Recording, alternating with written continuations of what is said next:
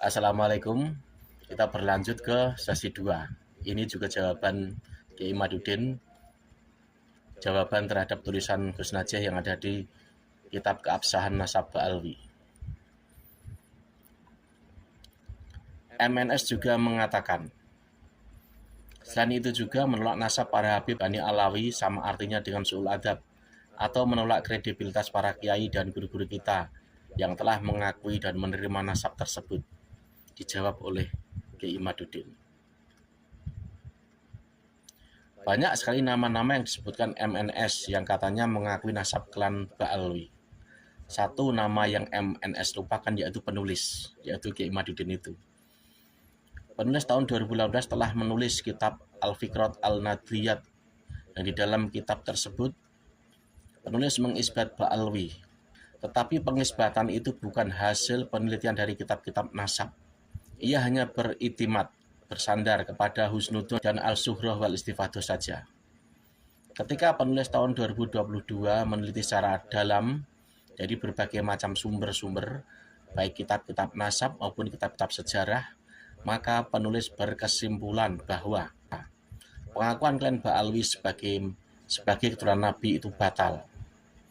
Penulis yakin nama-nama ulama yang disebutkan oleh MNS itu jika telah sampai kepada mereka kitab-kitab nasab abad 4 sampai abad 9, maka mereka juga akan membatalkan nasab Ba'alwi. Sebagai seorang ulama, MNS seharusnya mengajarkan kepada santrinya bagaimana menggunakan nalar kritis ilmiah dalam setiap menghadapi masalah keagamaan, bukan malah mengajarkan taklid buta. MNS pandai mengkritik pengurus PBNU, mengkritik presiden dan pejabat-pejabat negara. Tetapi mengapa dalam ilmu pengetahuan nalar kritisnya tumbul? MNS harus ingat ucapan Ibnu Abbas yang diriwayatkan oleh Imam Al-Ghazali dalam kitab Ihya Ulumuddin. Tidak seorang pun kecuali ilmunya dapat diterima atau ditolak kecuali Rasulullah. Ada potongan kecil. MNS juga, jika ia sudah mengaji kitab Ihya Ulumuddin dengan pemahaman yang benar, maka akan menemukan keterangan bahwa para ulama zaman dahulu biasa berbeda dengan gurunya, dan itu tidak dianggap sebagai su'ul adab. Bagaimana Imam Syafi'i belajar kepada Imam Malik, lalu ia berbeda pendapatnya dengan Imam Malik, bahkan membuat mazhab fikih sendiri. Bagaimana Imam Ahmad belajar kepada Imam Syafi'i, lalu ia berbeda pendapat dengan Imam Syafi'i, bahkan ia pula membuat mazhab fikih sendiri. Imam Al-Ghazali meriwayatkan, Ibnu Hajar belajar ilmu fikih kepada Zaid bin Sabit, lalu ia berbeda dengannya dalam masalah fikih.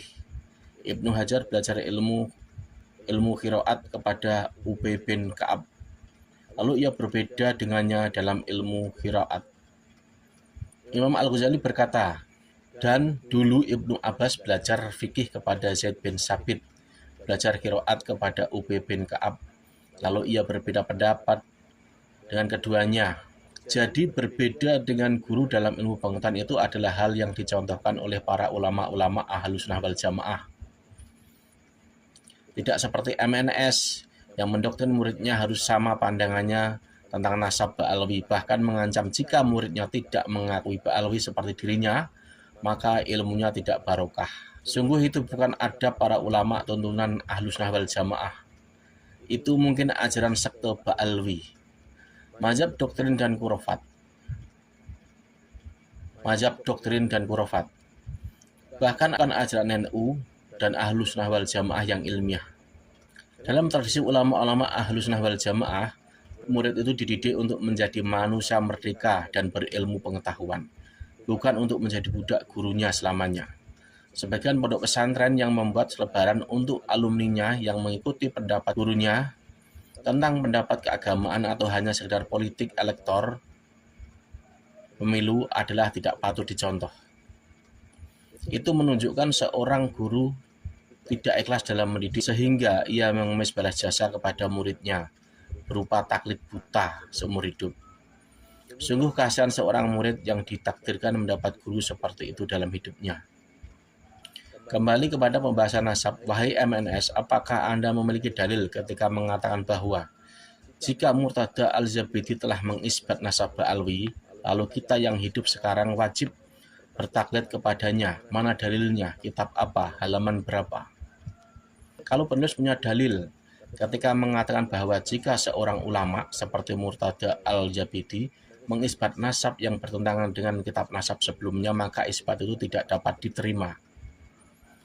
Penulis juga punya dalil bahwa kita sebagai seorang peneliti nasab ketika menemukan isbat ulama tentang suatu nasab dalam suatu kitab, maka kita harus memverifikasi isbat itu untuk mengetahui apakah isbat itu betul atau tidak. Ini dalilnya. Wahai MNS, pakar nasab Syekh Khalil bin Ibrahim mengatakan, dan seyogyanya bagi peneliti nasab untuk tidak menganggap suci teks-teks kutipan nasab. Maka setiap teks selain kalam Allah dan hadis Rasul, ia tunduk untuk bisa diteliti dan didalami. Ia bisa salah dan benar.